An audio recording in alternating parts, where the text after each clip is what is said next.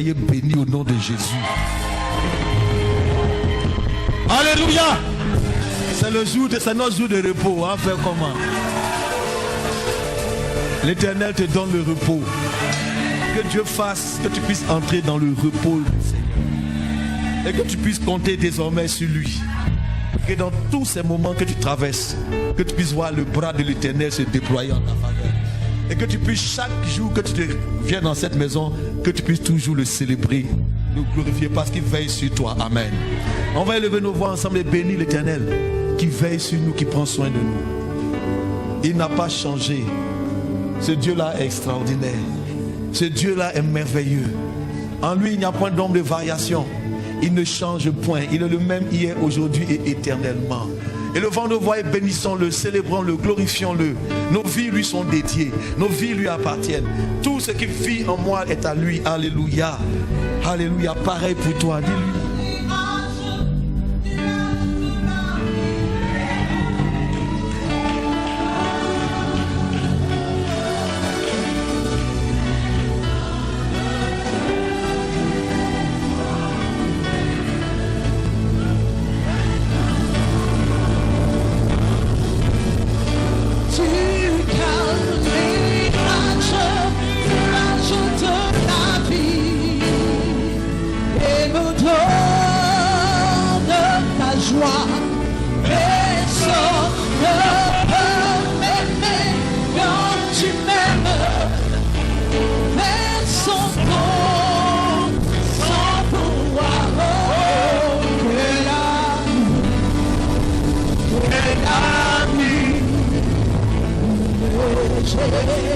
Tu es mon ami, fidèle et tendre, mon confident. Oh, quel ami, quel ami, quel ami. Il est Jésus.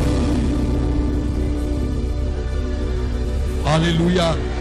Si Jésus est l'ami fidèle de ta vie, je veux que tu te tiennes debout et que tu acclames très fortement le Seigneur. En le faisant, tu confesses, tu proclames qu'il est l'ami de chacun. Les désirs contraires sont opposés. Mais si ton esprit n'est pas réanimé, tu ne pourras pas avoir aussi des désirs qui sont contraires aux désirs de la chair. Est-ce qu'on se comprend? Quand ton esprit est régénéré, il est pour aussi quoi? Des désirs.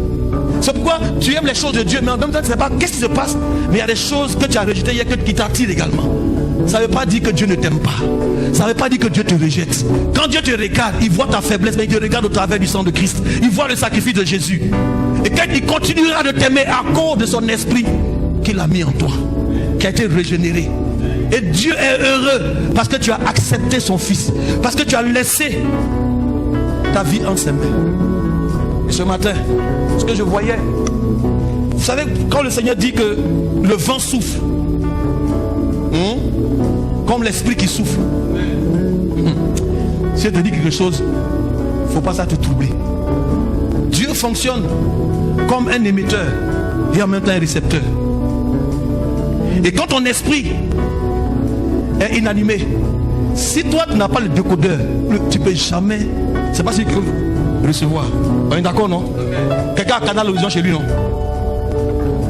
Si le canal là ça éteint, quel que soit ce qu'on va émettre, si tu n'as pas la connexion, tu ne vas pas recevoir. C'est pourquoi il y a des personnes qui n'entendent pas quand Dieu parle. Mais quand tu es connecté, quand tu as payé, c'est ça, non? Voilà, et puis tu as la boîte là. Il y a deux choses qui fonctionnent. Il y a l'électricité, s'il n'y a pas le courant, quel que soit ce que tu as, ça ne va pas passer. On se comprend, non? Maintenant, tu as le courant, tu as la connexion. C'est quoi? Si quelqu'un ne naît quoi? D'eau et d'esprit. Deux éléments. Donc toi aussi, quand ton esprit est né, il devient comme une antenne parabolique et en même temps comme un émetteur. Ça veut dire que Dieu est le grand émetteur. Alors quand il émet, toi tu es ici, tu es connecté là, tu reçois. Et tu captes ça quoi? En temps réel. Écoute-moi très bien. Comment toi tu peux expliquer que des gens sont en Espagne, en Madrid, il y a Classico, ils sont en train de jouer le ballon là-bas. Toi tu es à Abidjan, partout dans le monde, tu reçois les images en temps réel. Comment ça se passe? C'est dans les ondes. C'est ça, non? Et les ondes là, c'est le vent. C'est dans l'air. La Bible nous dit que Dieu est quoi? Esprit. Il est comme le vent. On dit il fait de ses anges quoi? Des vents.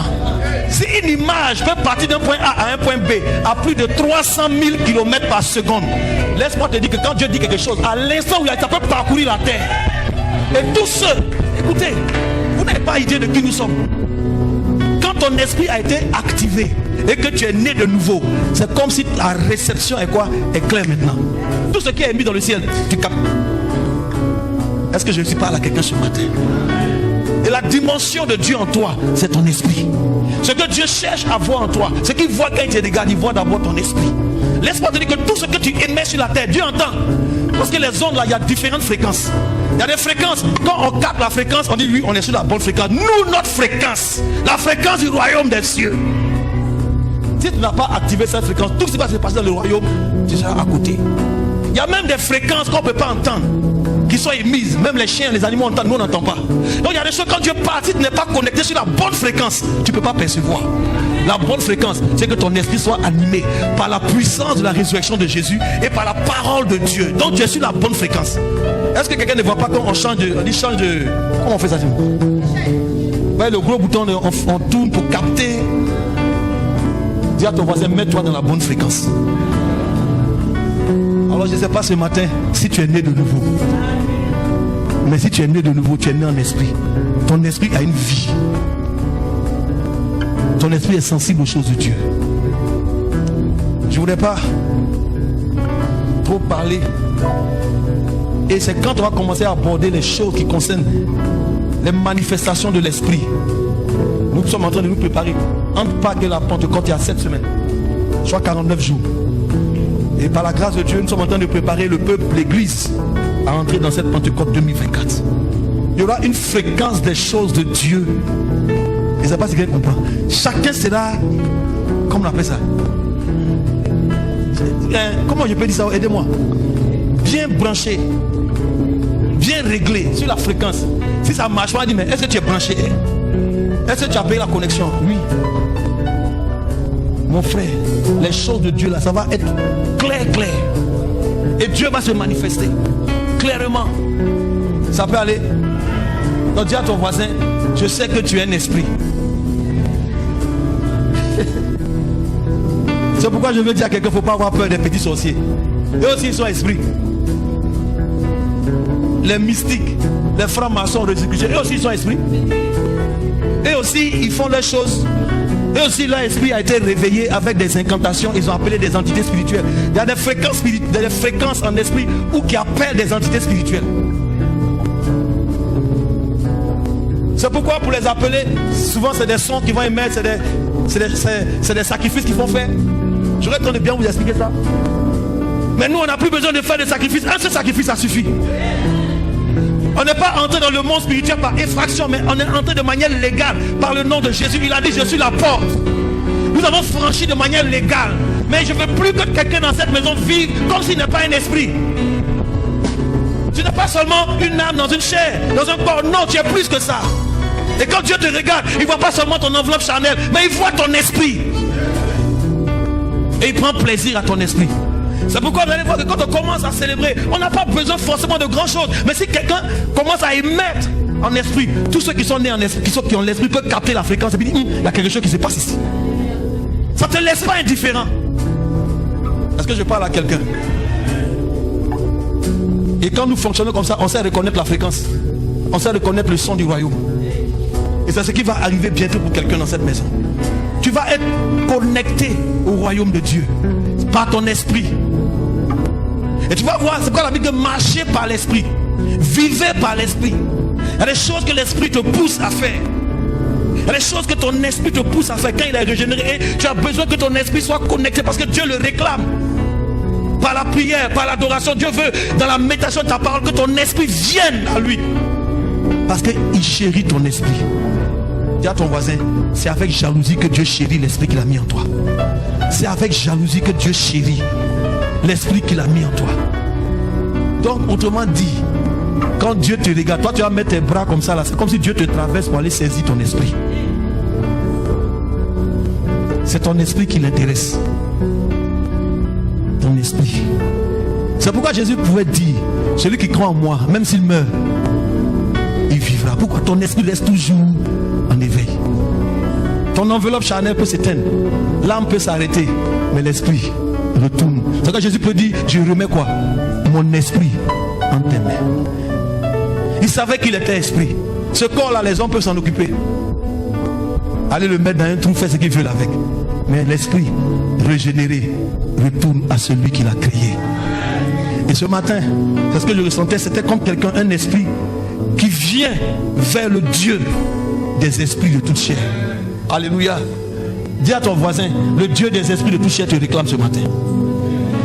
Ouais, le gars il va avoir peur. Si tu dis André, il va avoir peur. Ouais, c'est André un langage mystique. Bon, on va aller dans Nombre chapitre 27 verset 16. Nombre 27 verset 16.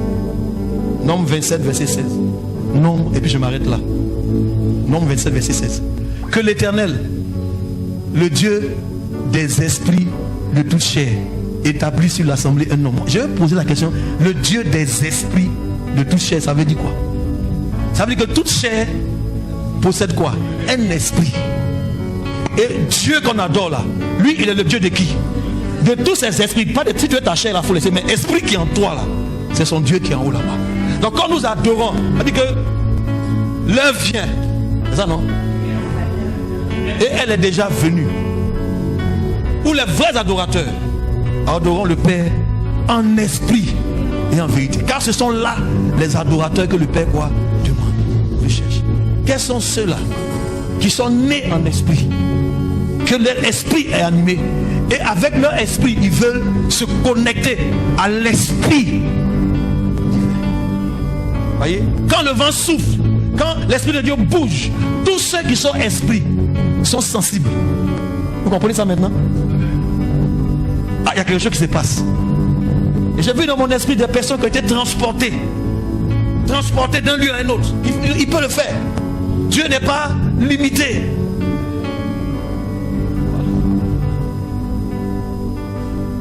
Quand tu as donné ta vie au Seigneur, si tu pouvais voir, voyez, dans Éphésiens chapitre 6, je crois que c'est le verset 17. Verset 17, c'est ça. Où il dit, il parle des âmes spirituelles. Prenez aussi le cas du salut et l'épée de l'esprit qui est quoi? La parole de Dieu. C'est vraiment une épée. Et elle a fait ce travail en toi, dans ton cœur. Séparer l'âme de l'esprit. Et si tu vis par l'esprit, il y a des choses que tu ressens, que tu ne peux plus faire. Quand bien même ton âme est portée à certaines choses qui ne glorifient pas Dieu, quand bien même ton âme a des désirs contraires à ceux de l'esprit, la Bible dit que parce que ton esprit est fortifié, tu peux dire non. Voilà ce que nous allons faire. Et je prie que cela arrive maintenant pour toi. Ça ne peut plus être retardé. Alléluia. Et je vais m'arrêter là. Ça ne peut plus être retardé. Il faut que ce soit maintenant. Que tu te lèves en esprit. Que tu comprennes que le Dieu, ce n'est pas seulement dans le mouvement, c'est ton esprit au-dedans de toi. Et quand la Bible dit que quand tu as été ensemencé, quand tu as reçu la semence de Dieu, cette semence incorruptible qui est la parole du Dieu vivant, en fait, tu as reçu une semence de l'esprit. Donc ce qu'on a semé, ça donne des fruits. Et donc si tu as reçu la parole de Dieu, c'est comme tu as été ensemencé aussi par l'esprit de Dieu. Tu as reçu en toi, car la parole de Dieu vous a dit son esprit est vie. Tu as reçu l'esprit de la vie, mais le fruit de l'esprit, c'est que dans ton même cœur, dans le même esprit se produit en même temps l'amour, la paix, la joie, la bonté, la fidélité, la bienveillance, la patience, la douceur et la maîtrise de soi, le fruit de l'esprit. Donc ces choses sont en toi. Donc chaque fois que tu lis la Bible, que la parole de Dieu dit que ce livre de la loi ne s'éloigne point de quoi? On devrait dire de tes yeux, on dit de ta bouche, parce qu'il y a une nourriture là-bas pour toi. L'homme ne se nourrira pas seulement de pain, mais aussi de toute parole qui sort de la bouche de Dieu. Donc cette nourriture, s'il te plaît, quand tu es né en esprit, tu es né de nouveau, il faut entretenir ton esprit avec quoi? Avec la parole de Dieu, dans la prière. C'est là, alors que ton esprit prend vie, c'est alors que la semence de la parole de Dieu produit en toi, dans ton esprit, l'amour. Galates 5 verset 22. Et tu peux prier, Seigneur, accorde-moi, donne-moi encore plus. Et c'est en esprit que nous devons apprendre à vivre. mon esprit me pousse à poser des actes. Je ne peux plus faire ça. Alors on parle de transformation. Alors on parle de changement. Alors on parle de délivrance. Alors on parle de libération. Vous connaîtrez la vérité et la vérité vous affranchira. Si donc le Fils de Dieu vous affranchit, vous serez réellement libre. Je me sens libre dans mon esprit. Plus aucune oppression. Mais il n'empêche que le diable continue de rôder. Mais désormais, il ne rôde pas autour d'un homme charnel. Mais il rôde pas autour d'un homme. J'ai dit au diable, désormais tu rôdes autour d'un esprit. Dieu ne nous a pas donné la possibilité dans notre esprit de sortir de notre corps. Comme on veut. Reste dans ton corps. Dis à ton voisin, reste dans ton corps. C'est lui seul, le Saint-Esprit, qui peut te décider ce qu'il a fait. On ne l'appelle pas, viens, et on va laisser balader. Je ne fais que l'adorer. Si le Seigneur veut faire quelque chose qui m'informe, il veut dire, ah, il y a quelqu'un ici, voilà telle chose qui va arriver, et il le fait. On ne le commande pas. Est-ce que vous comprenez ce que je veux dire? Et il accorde ses dons. Il va arriver dans une phase où il va accorder des dons spirituels à ceux qui sont nés en esprit. Vous voyez? Et c'est ton esprit qui peut recevoir un don du Saint-Esprit. C'est pourquoi il a dit, aspirez à ces dons. Donc tu ne peux pas dans ton service pour Dieu être efficace si tu ne comprends pas que tu as besoin d'un don. Tu as besoin que Dieu t'accorde quelque chose pour être efficace dans ton travail. Mais si tu n'es pas né de nouveau en esprit, tu ne pourras pas recevoir. Ce sera une vaine chose pour toi. Alors ce matin, je veux bénir le nom du Seigneur qui nous permet de comprendre que nous sommes des esprits. Et je n'ai plus peur de le dire. Qu'un sorcier va s'amuser avec moi ou bien avec toi, il dit, il va te croiser. Quand il va venir, il va voir que tu le regardes. Mais tu es en train de dormir et puis il ne sait pas qui le regarde. Est-ce que je parle à quelqu'un? Toi tu dors tranquillement. Il y a quelqu'un qui m'a regardé pour dire, attends, le pasteur là, est-ce qu'il n'est pas en train d'entrer dans leurs choses là? Il y a ton voisin, le pasteur n'est pas entré quelque part. Il est rentré dans la parole de Dieu pour nous dire ce qui est la vérité. Donc pour finir, pour me résumer, tu as une dimension spirituelle qui a été activée, mais tu as besoin de l'entretenir. Ton esprit a besoin d'être entretenu. Moi je ne peux pas prier à ta place. Je ne peux pas méditer la parole de Dieu à ta place. Je ne peux pas adorer Dieu à ta place. Tu vas comprendre que quand tu adores le Seigneur, ce n'est plus une question d'émotion, de sentiment, de raisonnement. Non, c'est ton esprit qui réclame ça. Ton esprit a besoin de ça. La Bible dit que Dieu, c'est avec jalousie qu'il chérit l'esprit qu'il a mis en nous. Donc Dieu a besoin de toi. Il veut te voir. Il te réclame. Viens mon enfant. C'est comme ça que la prière vient.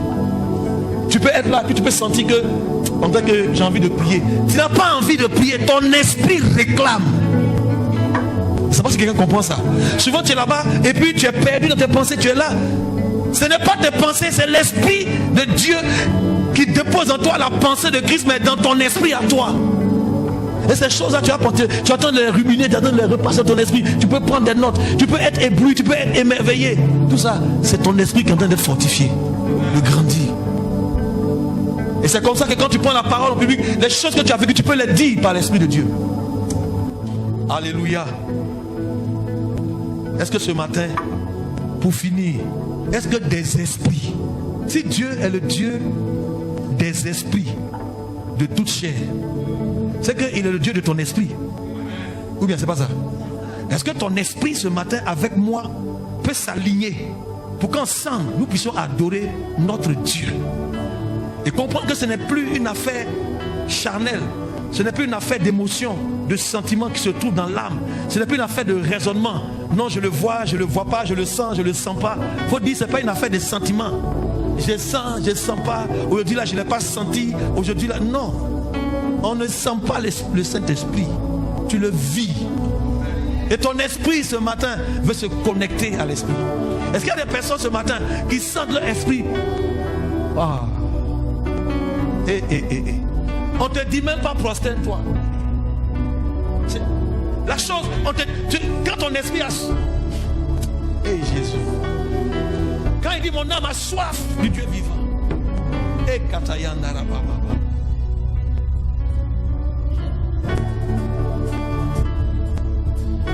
Dans l'Ancien Testament, ils n'ont pas eu cette possibilité d'avoir leur esprit séparé. C'est pourquoi Dieu donnait le Saint-Esprit uniquement à quelques personnes. Prophètes, sacrificateurs ou rois. mais avec Christ. Parce que notre esprit était quoi? Peut être régénéré. Alors il donne son esprit à qui? À tous. Vous voyez la différence? Mais toi qui as cette possibilité d'avoir ton esprit régénéré, regarde comment tu joues avec. Et si on avait donné ton esprit là au Noé, si ce que toi tu vis aujourd'hui là, on avait donné ça au David là, à Jonathan, les Absalom là. Il y a des choses, des dimensions qu'on a aujourd'hui qu'ils n'avaient pas. Et puis nous on joue avec. Je sais pas, on n'est même pas conscient, on ne prend même pas au sérieux cette chose extraordinaire. Même les anges, ils veulent mettre leurs yeux dedans. Mais nous avons ça et puis on joue avec. Et ça a coûté à quelqu'un de nous apporter cette dimension. Il est venu mourir sur le bois du calvaire. Il a payé le prix. Et la puissance qu'il a fait sortir du tombeau, c'est la même puissance qui a régénéré ton esprit. La même vie qui coule en lui, cette même vie coule en toi, dans ton esprit.